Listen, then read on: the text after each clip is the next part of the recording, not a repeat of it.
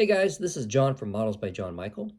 If y'all could go ahead and subscribe to my YouTube channel, like my videos, share my videos, all that great stuff, that would really help me out. Leave comments on the videos, that way I know whether or not you guys like what I'm doing. And also tell me what else you'd like to see, and I would be happy to try and accommodate for you. The other thing you do is go ahead and follow me on Facebook and Instagram.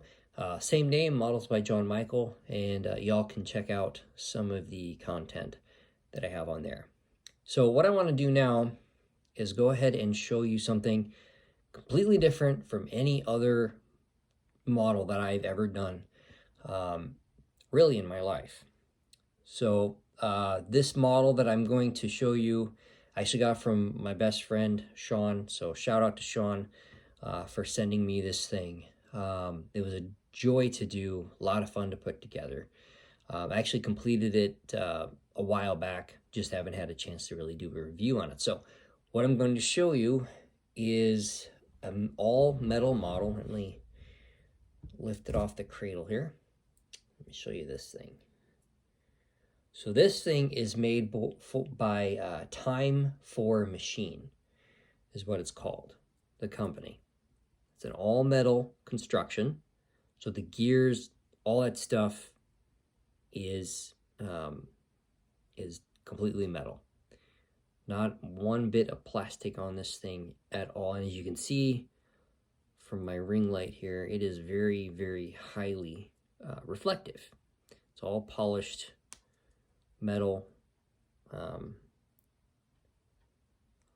So the cool thing about this, though, is that it is a motion model. However, because I didn't check my gears as I was going in the plane, that they don't really spin, I can try and spin the main gear inside here. See if I can get some. Yeah, let's see. It's just, you can probably hear it. You see some of the props moving there. One of the props moving anyway. Oh, there you go. They're all supposed to move and spin like they would on the actual airplane. However, because I was a bonehead and didn't check the gears as I was going, it didn't really turn out that way. So, but here's the stand that it sits on, and the stand actually does, so you can see the gears moving in there. So the idea is that you would wind it up and then you'd let her rip, and then the plane, all the engines on the plane would spin. So and of course, as you can see, this was actually modeled after the Spruce Goose, so which was obviously built by Howard Hughes, I think back in the 40s or 50s, I think 40s, and it was supposed to be a troop transport. So this plane comes all laid out in metal, or metal sprues actually. So all the parts are on there. Now the nice thing about these kits, if you've seen these, I've seen these on Facebook mostly as advertisements, and then my buddy Sean bought it for me. They come all in metal sprues. They come with all of the tools you need. So it comes with the pliers you're going to need to bend parts of the metal. It comes with a file that you would need, and it also comes with a polishing cloth. But I built this thing using rubber gloves because I didn't want to mar it up with a bunch of my fingerprints and stuff. It has a few fingerprints here and there, just mostly from being moved off of the shelf. I actually have it, I've been displaying it on a shelf in my living room. It's got a bit of dust on it, but so yeah, there are gears everywhere inside this thing. So you can see gears on all the engines. There's a gear here that's I guess you'd call it a transition gear. I don't know what you'd call it. And then in the bottom here, there's a main gear, and that's what hooks up with what is in the stand here with this.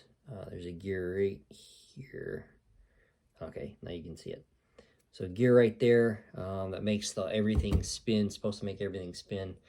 Then it has a little locking mechanism here on the top, so this way you can make it so that the gears won't move at all, and then you can disengage it, and then that'll allow the gears to move. So you could actually wind this. So on the front of this stand here. This thing came as one piece. So I didn't have to assemble the spring mechanism that actually makes everything move here. So this part, the round part here, came as one piece. And then I just had to attach it and you know, as I was building the stand. From what I can tell, this is one of the more complicated models that Time for a Machine puts out. They do put out other ones that are smaller and easier to build. I know they have a World War I tank. I think they have a motorcycle, a car. They have the space shuttle.